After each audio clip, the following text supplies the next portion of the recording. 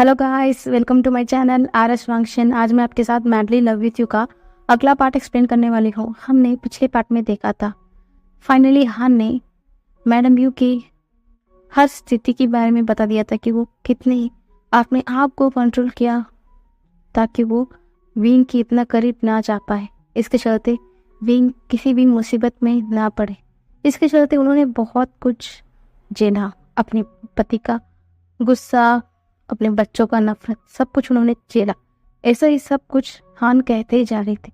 ये सब कुछ सुनने के बाद उनके दोनों बच्चे, या तक कि उसके हस्बैंड भी थोड़ा परेशान हो चुके थे विंग के लिए। वो अपने ही गिल्ट में थे और उनके दोनों बच्चे तो फुट फुट कर रोए जा रहे थे। अब आगे जैसे ही हान ना यान्नी के पास जाता है और बोलते हैं, पता है सच में मैं कभी भी यू को उदास देखता ना, मुझे अब दोनों के ऊपर बहुत ज़्यादा गुस्सा आता है और बहुत ज़्यादा गुस्सा। पर पता है वो गुस्सा ना बस चंद मिनट का होता है, उसके बाद वो गुस्सा एकदम वैनिश हो जाता है। क्योंकि मैं क्यों गुस्सा हूँ तुम पर? इसीलिए कि तुम अपनी मॉम से गुस्सा हो, इसलिए क्योंकि तुम्हारी मॉम ने तुम्हारे भाई को, तुम्हारे छोटे भाई को नुकसान पहुंचाया है, उसे हर्ट किया है। तुम अपने मॉम से इसलिए गुस्सा थे क्योंकि तुम्हारी मॉम ने तुम्हारे भाई को हर्ट किया। तो इसलिए मैं कैसे कैसे तुम पर गुस्सा हो सकता हूँ?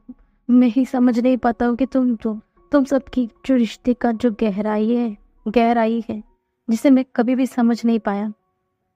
सच में तुम आज इतने दिन तक तुम सपना अपने आप से लड़े ताकि एक दूसरे के लिए, विंग तुम लोगों से लड़ने लगा अपने मॉम के लिए, और तुम अपने भाई के लिए अपने मॉम के खिलाफ चले गए।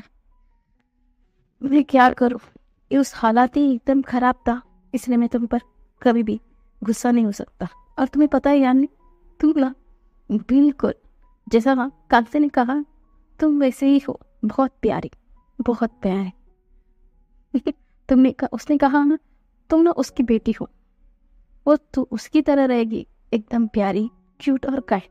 तुम भी उसी की तरह हो। पता है तुम जब जन्म ली थी ना, तुम्हें पहले कांसे ने अपने हाथ में लिया था। वो बहुत हैप्पी हो गई थी, इतना हैप्पी कि ऐसा लग रहा था उसे कि उसी ने तुम्हें जन्म दिया था, ऐसा लग रहा था। तुम भी उसी की तरह निकली। अगर वो यहाँ पर होती ना, वो था यू को चिढ़ाती, देखा उसकी बेटी उसी की तरह है, ऐसा चिढ़ाती, ऐसा बोलती है। तो याली को अब तो रोना कंट्रोल ही नहीं हो रहा था। वो ना जल्दी से हान को हक कर लेती है और बोलती है मुझे नहीं पता था अंकल, मैं सब कुछ भूल गई। तो हान ना उसकी पीठ को सहलाते बोलते है कुछ भी नहीं, वो सब कुछ बचपन में हुआ था ना, इतने साल में शायद तुम भूल गई। कोई बात नहीं बेटा, कोई बात नहीं, ऐसा बोलकर उसकी पीठ को सहलाते हैं। और वो बोलते हैं कि ठीक है, आप तो हम सब हैं, और हाँ मैं भी तुम्हारा अंकल हूँ। तो ज्ञान नीना स्माइल करते बोलते हैं हाँ अंकल। तो वो पलट कर हमारे जंक्शन की तरफ देखते हैं। जंक्शन सिर्फ देख ही रहा था, उसकी फेस अभी भी ग्रम्पी था।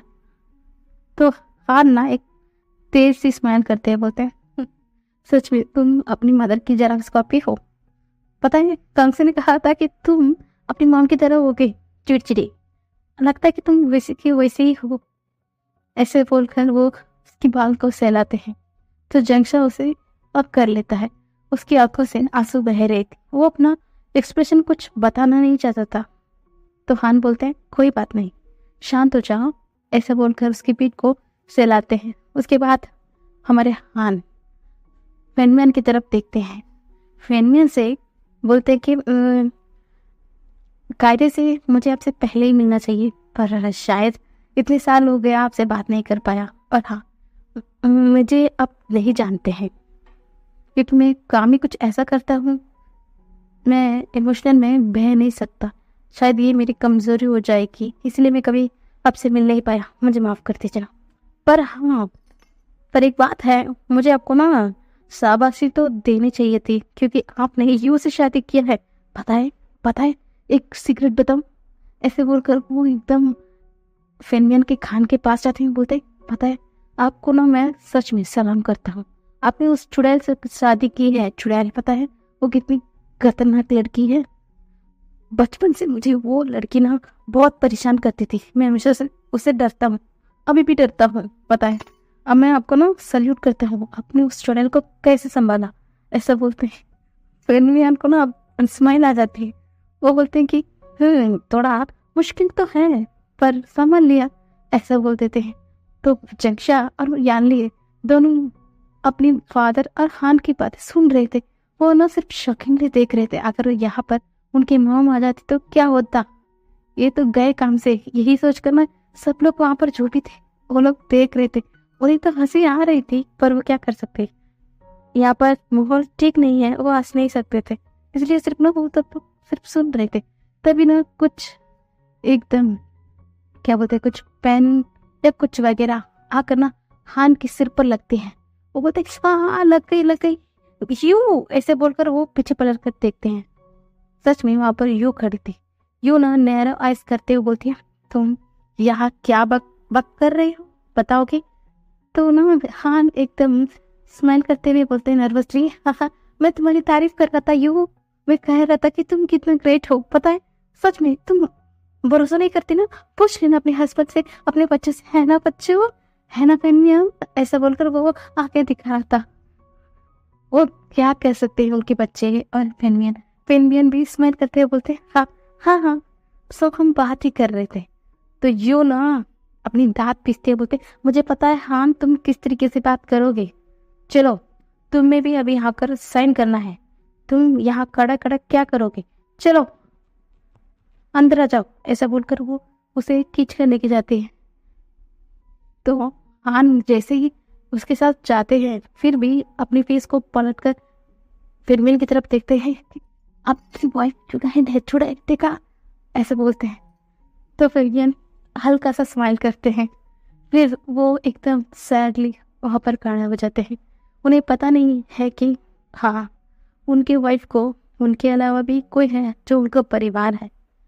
उन्हें लग रहा था कि आज तक वही है जो वीन को सबकी जिंदगी में लेकर आए हैं और उन्हें प्रोटेक्ट किया, पर असल में तो यहाँ पर कुछ बात ही अलग है। आज ही उन्हें सब कुछ पता चल रहा है, थोड़ा गिल्ट है, क्या उनकी वाइफ उन पर भरोसा नहीं करती, इतना बड़ा बात है, क्या वो एक बार क्या फेनमियन से बोलना नहीं चाहिए था कि उसके पास हक है ना, फेनमियन उसका हस्बैंड है, क्यों नहीं बोली वो, यही सोच रहे थे। वो एकदम बैठ जाते हैं। तभी जिंशा बोलते हैं मैं अभी भी कन्विंस नहीं हुआ हूँ, ये बहुत बड़ी बात है माँ, बहुत बड़ी बात है और आपने हमसे कुछ नहीं बताया। तभी वो एकदम ना अपनी दीदी की तरफ देखते बोलते सीजे क्या पिंक को कब से पता है कि मॉम उसी की साइड है, ये सब कुछ कब उसे पता है और हमें क्यों उसने नहीं बताया, मुझे मुझे मुझे उससे भी कुछ बात करनी होगी, ऐसा बोलते हैं। तभी वहाँ पर मैडम जिन आती है, वो भी अभी तक सब कुछ हो रहा था ना, वो भी सरप्राइज थी। वो ना दोनों के पास आती है, बोलती है शांत हो जाओ बच्चे, वो आ जाएगा ना, आज उनका बहुत बड़ा दिन है उसका जिंदगी में, बस शांत रहना, वो बता देगा तुम्हें, ऐसा बोलते हैं। तो वो भी हाँ में सजे रहते हैं। सब लोग जो भी थे सब लोग एकदम उनका सर ना सकरा जा रहा था क्योंकि आज इतना सब कुछ कांड हो गया। और दूसरी ओर वेन फैमिली में वेन रॉन हर किसी की मदद लेने की कोशिश कर रहा था कि उसके बेल मिल जाए, वो अपने आप को अच्छा दिखाने की कोशिश तो कर रहा था पर उसकी हर कोशिश नाकामयाब हो रही थी। कोई भी उसका केस अभी लेना नहीं चाहता था। ऊपर से जब उन्होंने सुना कि ये एफसीआई के खिलाफ है तो कोई भी नहीं लड़ता क्योंकि हर कोई जानता है कि एफसीआई एकदम पूरा सबूत के साथ ही कुछ भी केस लड़ेगी, इसलिए कोई भी एफसीआई से पंगा नहीं लेना चाहता था।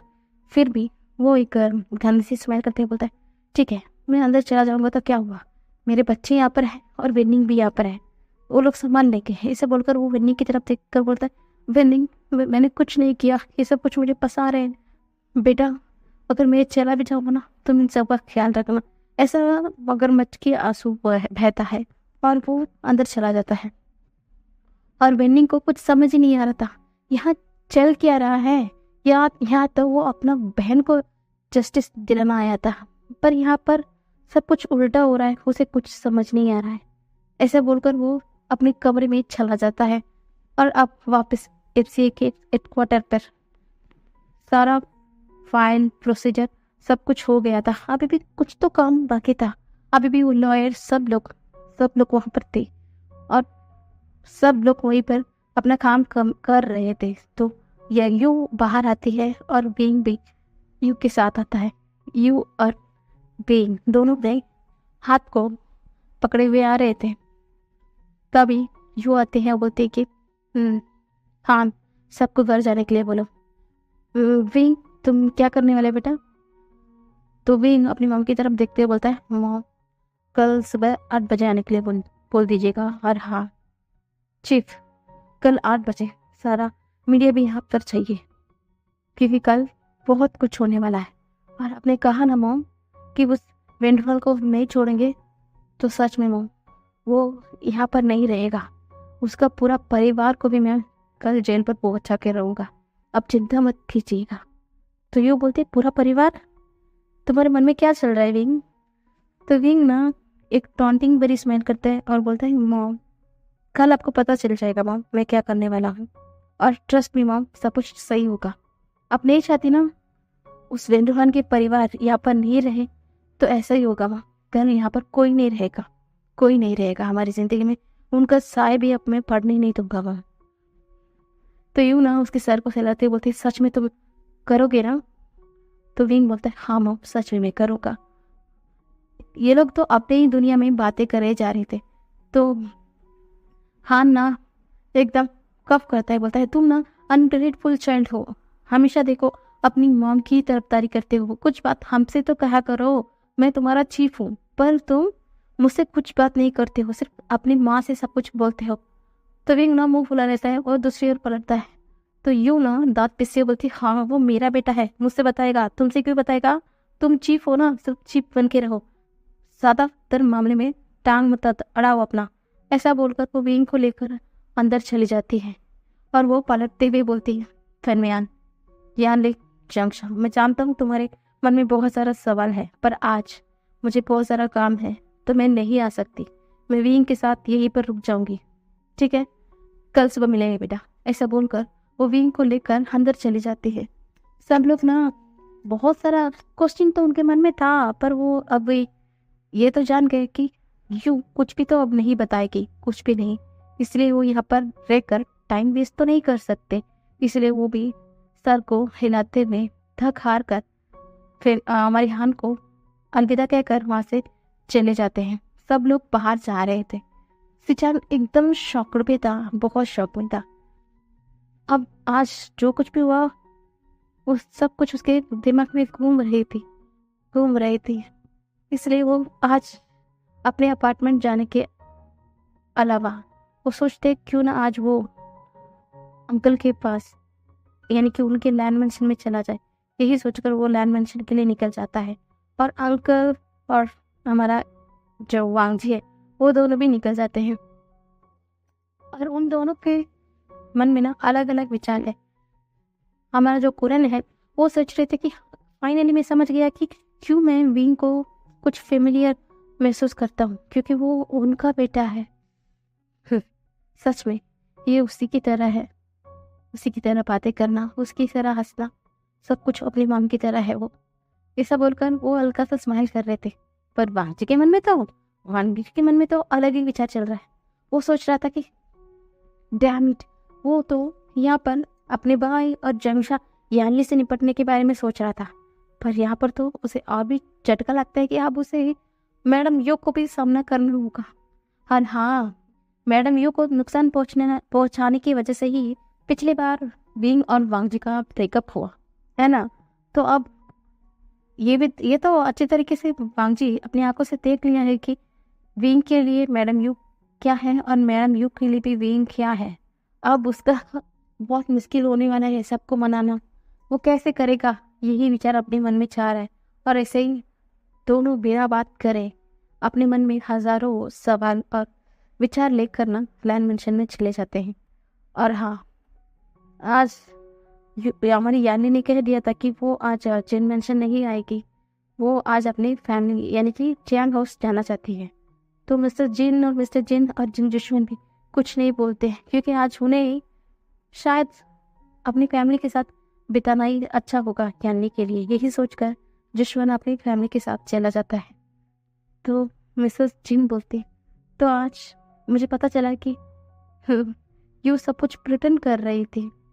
मुझे लगा कि वो दोनों कट्टर दुश्मन, पर मुझे नहीं पता था कि उनका रिलेशनशिप दोस्त या बहन मुझसे भी ज़्यादा था। मुझे नहीं पता, जो भी है अच्छा है, अब तो सब कुछ ठीक हो गया फाइनली। ऐसा बोलकर वो जा रहे थे तो मिस्टर जिन भी नोट करते हैं, हाँ तुम सही कह रहे हो, अभी भी सब कुछ सही हो गया है। ऐसे बोलकर वो लोग चले जाते हैं और यान ली, फैन मियान, जैक्शा तीनों कुछ भी नहीं बात करते। वो मैंशन में चले जाते हैं। जैसे ही मैंशन में चले जाते हैं ना, आप तो जंगशा अपने आप को संभाल ही नहीं पा रहा था। वो फुट फुट कर रोने लग जाता है। वो उसे याद आता है कभी भी वो यानी कि हमारे जंगशा मैडम यू के खिलाफ एक शब्द भी बोलता ना, बचपन से आज तक यू यानी यू के खिलाफ एक शब्द बुरा सुनते ही विंग किस तरीके से रिएक्ट करता है। वो कभी भी अपनी माँ के खिलाफ एक शब्द भी सुनना पसंद नहीं करता था।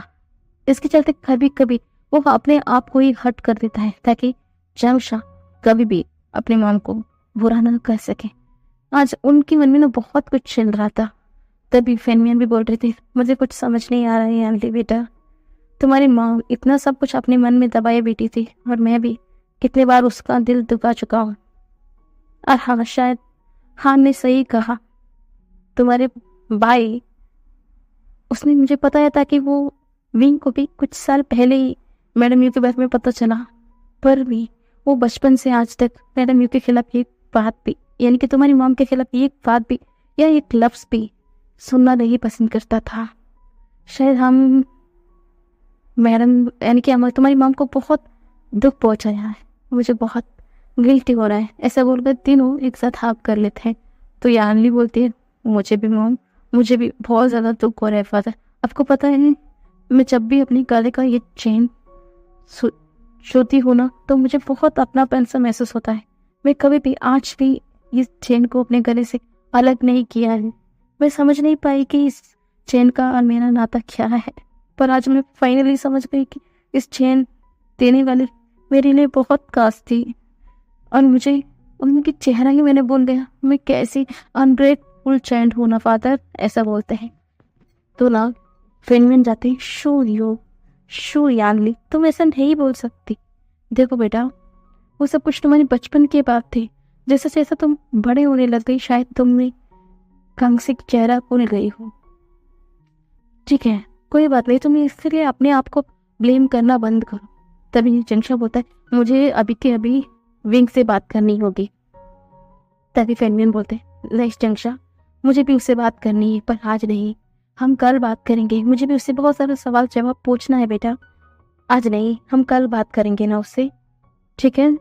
ऐसा बोलते हैं। तो जंगशा भी बोलते हैं, ठीक है फादर, जैसा आप कह रहे हैं तो मैं आज नहीं बात करूँगा, मैं कल उससे बात करूँगा फादर, ऐसा बोलते हैं। तो फेनमियन भी अपने सर को हिलाते हैं। और अब हेडक्वार्टर्स पे यू ना अभी भी विंग के सारे जो पार्टनर्स थे, उनका जो बोर्ड मेंबर्स थे, सब से वो बातें कर रही थी, क्योंकि कल उनका बोर्ड मीटिंग होने वाला था। नया सीईओ की तरह सीईओ की पद पर हमारा जो विंग है वो बैठने वाला था, इसलिए उन्हें सब कुछ हैंडल करना था। इसलिए यू पूरा बिजी हो गई थी, उनके साथ हान भी बिजी हो गए थे, पूरा बिजी हो गए थे, सब कुछ बिजी चल रहे थे। तब श्रेयंग आता है, बोलते वो हंसते हुए बोलता है, विंग सच में तुम मुझे बहुत ज़्यादा सरप्राइज कर चुके हो। पता है, जब मैंने तुम्हारे और मैडम यू हर हान यानी कि हमारे चिप के बारे में सब कुछ जाना ना, सच में तुम्हारे लिए बहुत दुख भी लगा और खुश भी कि तुम अभी भी अपने फैमिली के साथ ही हो। तो विंग भी अपने सर को नोट करता है। तभी श्रेयंग बोलता है, तुम्हारे मन में क्या चल रहा है, तो क्या उस वेंडरहॉन को। तभी हमारा जो विंग है उसे काटते हुए बोलता है, तुम्हें क्या लगता है मैं उस वेंडरहॉन को इतनी आसानी से छोड़ दूंगा? नहीं, मुझे कुछ ऐसा बात पता चला है कि बहुत ज़्यादा इंटरेस्टिंग है, इस केस से भी जुड़ा हुआ है। मैं अपनी पर्सनल लाइफ के चलते मैं इतनी आसानी से उसे सदा देखकर छोड़ भी नहीं सकता, और वो इस केस से भी जुड़ा हुआ है। मुझे वो भी सॉल्व करना है, और हाँ, मुझे कल उसे उसका भी सजा तो देना ही है ना। तो युग यानी कि हमारे जो शियन है वो बोलता है, तुम्हें ऐसा क्या पता चला है? तुम इतना इतना इतना क्या मिस्टीरियस सी बातें क्यों कर रही है मेरे सामने? तो विंग बोलता है, इसका पता तुम्हें कल पता चला जाएगा। ऐसा बोलकर वो अपने रूम में चला जाता है, क्योंकि मैडम ने कहा कि तुम रेस्ट करो, कल तुम्हें बहुत बड़ी मीटिंग अटेंड करनी है, तुम्हें सब कुछ संभालना है, तो चले जाओ, ऐसा बोल दिया था। और वो अपनी मॉम के खिलाफ जा कैसे सकता था, इसलिए वो कमरे में जाकर सो गया। और सोने से पहले अपनी आँख बंद करने से पहले बोलता है, जंक्शन सिजय अंकल, मैं जानता हूँ आपके मन में बहुत सारा सवाल है, पर माफ कीजिएगा, मैं इस सवाल का जवाब कल दूंगा, आज नहीं। Good night. ऐसा बोलकर वो आंखें बंद कर लेता है। और लैंड मेंशन में आज तीनों एक आंख आमने सामने थे, यानी कि हमारे खुरैन और उनके दोनों नेफ्यू। और हमारा सिचन को थोड़ा नर्वस हो रही थी कि वो कैसे बात शुरू करें। फिर भी वो आपको शांत करते हुए बोलता है, अंकल ना। तो कुरैन बोलता है, क्या हुआ? क्योंकि कुरैन आज बहुत ही हैप्पी मूड में थे, इसलिए वो बोलते हैं कि क्या हुआ बताओ। तो सिचन बोलते हैं, सॉरी अंकल, सॉरी। हमारी जो कुरैन है यानी कि हमारे सिचन के मुंह से सुनकर वो एकदम शॉक हो गए थे। वो बोलते, क्या हुआ, तुम मुझे सॉरी क्यों बोल रहे हो? तो सिचन बोलते हैं, सॉरी अंकल, मेरी मदर फादर चले गए थे, उसके बाद हम दोनों की जिम्मेदारी आपके ऊपर आ गई, इसके चलते आप अपनी ज़िंदगी के बारे में, आपके खुशियाँ के बारे में कभी सोच नहीं पाए थे ना। मुझे माफ़ कर दीजिए अंकल, हमने कभी भी आपके बारे में नहीं सोचा था। तो विंग यानी कि क्या बोलते हैं, हमारे वांगजी भी वो सुनने के बाद वो बोलता है, हाँ अंकल, हमें माफ़ कर दीजिएगा ना, ऐसा बोलते हैं। तो हमारा जो कुरैन है वो बोलते हैं, कोई बात नहीं, तुम दोनों मेरी ज़िंदगी हो बेटा, मेरी ज़िंदगी की सबसे बड़ी खुशी हो, मेरे लिए तुम दोनों हैप्पी हो ना, सब कुछ ठीक है।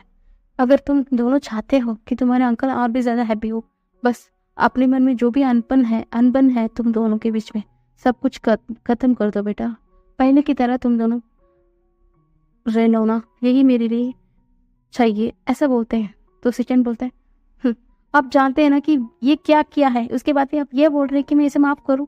मैं कभी भी नहीं माफ़ कर सकता। आपको पता है, शायद आपको लग रहा है कि मैं इसके ऊपर गुस्सा हूँ, पर नहीं अंकल, मैं अपने आप पर गुस्सा हूँ कि मैंने अपनी भाई को अच्छा परवरिश नहीं दे पाया, इसके चलते वो किसी को भी हर्ट कर देगा, इसलिए मैं सोचा उसको नहीं, शायद मैं खुद को दे रहा, इसलिए मैं उसे खुद से दूर कर दिया। ऐसा बोलकर वो चले जाते हैं, किसी के तरफ ना देख के भी। और हाँ, हमारा जो वांगजी है उसके मन में बहुत कुछ, क्या बोलते हैं, अंदर तक इमोशन चल रहे थे, और उसका वो इमोशन क्या था हमें अभी तो कुछ नहीं पता चलता। तभी हमारा कुरान बोलते हैं, कुछ बात नहीं है, यानी कि कोई बात नहीं है। हमारा कुरान बोलते हैं, कोई बात नहीं है, तुम्हें चिंता करने की ज़रूरत नहीं है, तुम जानते हो ना तुम्हारा भाई कैसा है, वो बहुत अच्छा है, शायद एक बार तुम्हें माफ़ कर देगा। तो वांगजी भी अपने सर को नोट करते हुए चला जाता है और अपने कमरे में जाकर सो जाता है। सोने के पहले उसे एक बात ढंग कर अपने मन में बजती है, हाँ, उसके अंकल ने कहा था कि विंग की मॉम उसकी क्रश है। तो वो एकदम झटके से बचा था, थैंक गॉड कि अंकल विंग की मॉम से शादी नहीं किया, अगर शादी कर लेते तो आज विंग, हाँ मैं क्या बोल रहा हूँ, ऐसा बोलकर वो चीखता है और अपनी फेस पर ना एकदम पूरा चादर को ढक देता है और बोलता है, नहीं नहीं नहीं, अच्छा हुआ अंकल आज तक सिंगल है, नहीं तो क्या होता, नहीं तो मेरा विंग का और मेरा रिश्ता, नहीं, मैं सोचते ही मेरा मन ना तक कांप जाता है, मैं भी क्या क्या सोच रहा हूँ। ऐसे बोलकर 4 गालियाँ खुद को ही देता है और वो सो जाता है। अगले दिन मॉर्निंग तक अब हमारा जो वेन फैमिली है वो बहुत ज़्यादा परेशान थे। फाइनली क्या कर सकते हैं, वो 8 बजे उन्हें वापस एफसीआई ऑफिस आना था, तो वो लोग आ गए, सारे फैमिली मेम्बर, सारे जो वेनी है या सब लोग आज आ गए थे, सब लोग 8 बजे आ गए थे। सब लोग बैठे हुए थे। पूरा विन रूहान एकदम कप कपाते हुए बैठा था। उसे समझ नहीं आ रहा था कि वो किसको क्या जवाब दे। वो एकदम कांपते हुए बैठ जाता है। सब लोग आ गए थे। मैडम वो पहले नीचे आ गई थी। वो जो विन रूहान को इस कंडीशन में देखकर बहुत हैप्पी थी। वो बहुत ना हंस रही थी और उसका हंसी की मतलब सब लोग समझते हैं। सब लोग सिर्फ देख ही सकते हैं। एक बार विन रूहान की तरफ, एक बार यू की तरफ। सब लोग बैठे हुए थे। तभी कुरैन बोलते हैं विंग नहीं आया। तभी यू बोलती है अभी आ जाएगा, मेरा बेटा अभी आ जाएगा, ऐसा बोलते हैं। और उसी वक्त विंग भी नीचे आ जाता है। वे कुछ फाइल को यहाँ पर रखता है और बोलता है ये सबूत है कि आपने वे कपल की एक्सीडेंट करवा दिया, ताकि आप ये एक एक्सीडेंट दिखाने की अच्छे से कोशिश तो की है, पर ये एक मर्डर है। आपने उनके सारे जायदाद को हड़पने की कोशिश की, आपने बहुत ज़्यादा फ्रॉड की। और आपकी जो पार्टनर वेंजोलियो भी, जिसने आपका साथ दिया, और वो माफिया के साथ भी उनका कनेक्शन है। वो बहुत ज़्यादा ह्यूमन ट्रैफिक्स और ड्रग्स में भी वो लोग आज तक इन्वॉल्व है। इसलिए आपके दोनों के खिलाफ यहाँ पर अरेस्ट वारंट है। और हाँ, हमने वेंजुलियो को भी अरेस्ट करवाने के लिए हमने हाथ में भेज दिया है। वो अभी यहाँ पर आते ही होंगे, ऐसा बोलते हैं। तभी चीफ बोलते हैं क्या तुमने मुझे ये बताया ही नहीं। तभी विंग बोलता है आपने भूल गए, ये केस आपने मेरे ऊपर दिया है, जो भी डिसीजन लूंगा वो मैं लूंगा, ऐसा बोलते हैं। तो हाँ ना, मुंह बना के दूसरी ओर देखते हैं। और विंग आगे बोलता है और हाँ, इसमें आपके खिलाफ सारे सबूत हैं, सारे सबूत। आपने किस तरीके से उन फैमिली को मारा है, इसके चलते आपको पूरा उम्र कैद की सजा सुनाई गई है। मुझे लगता है कि ऐसा ही मिलेगा, है ना। और आपको अभी के अभी कोर्ट में भी हैंड ओवर करना होगा हमें। तो यूँ बोलते हैं तो इसलिए तुम क्या इंतजार क्यों कर रहे थे इतनी सुबह तक? हम तो कल ही उसे अरेस्ट करवाना चाहिए था। तभी विंग बोलता है ये केस तो मेरी मॉम डैड की मैंने सॉल्व कर ली, और हाँ अभी तो वेंचिंग की बारी है ना। तो मैडम यूँ बोलती क्या मतलब है वेंचिंग और इनसे? तो विंग हंसता है और बोलता है ये भी है विंग के मर्डर, यानी कि वेंचिंग के मर्डर के पीछे। तो यूँ बोलते क्या कह रहे ये उनकी? तो विंग बोलता है करते हुए नहीं, वेंचिंग उनके कुछ नहीं लगती, कुछ नहीं। तो विंग ना एकदम खड़ा हो जाता है। वो बोलता है क्या क्या मतलब है आपको, कैसा बोल सकते हैं? तभी विंग ना एकदम गहरी सांस लेता है और बोलता है जैसा तुमने सुना कि ये कोई तुम्हारा रिश्तेदार नहीं है, कोई रिश्तेदार नहीं है, ये तुम्हारे घर का शायद एक मैनेजर थे। इन्होंने तुम्हारी मदर फादर को मारा है और उनका सरनेम ये लेकर जी रहे हैं। समझ में आया? ये कोई तुम्हारा अंकल वंकल कुछ नहीं है। ये भी जैसा इन्होंने हमसे लूटा है, उसी की तरह तुम्हारे फैमिली को भी उन्होंने लूटा है। समझ में आया कि नहीं? ऐसा बोलते हैं। ये सब कुछ सुनने के बाद ना विनिंग एकदम शॉक हो गया। वो एकदम धड़ाम से नीचे बैठ जाता है। हाँ चलिए गाइस, कल के बाद हम कल देखेंगे आगे क्या होता है। हाँ मैं भी क्या बोल रही हूँ, सच में।